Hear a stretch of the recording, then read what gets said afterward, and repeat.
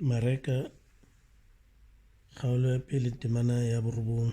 Mehleng eo Jesu a etswa Nasareta, motse wa Galilee, mme a kolobetswa ke Johane nokeng ya Jordane. A re a sa tswa metsing a bona lehodimo le phetlwa, mme moya o theohela hodima hae o ka leba.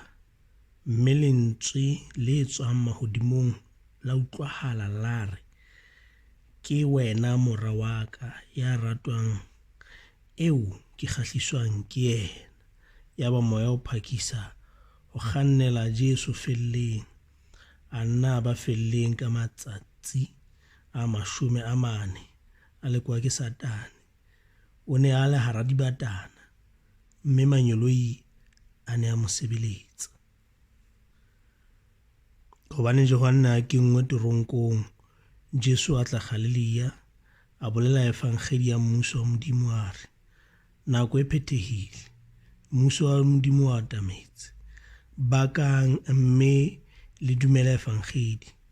Ya re ha a sika le lewatle la Galilee, a bona Simone le Andreas ngwanabo Simone ba akgela matloa a bona lewatleng, hobane ne le ba tshwasang ditlhapi. Jesu a re ho bona ntateleng, ke tla le etsa ba tshwasang batho.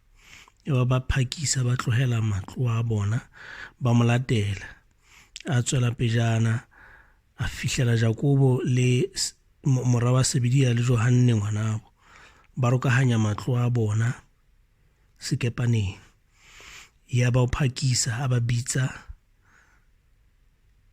ba tlohela ntata bona Sebedi sekepaneng le ba mo sebeletsang, mme ba mo latela.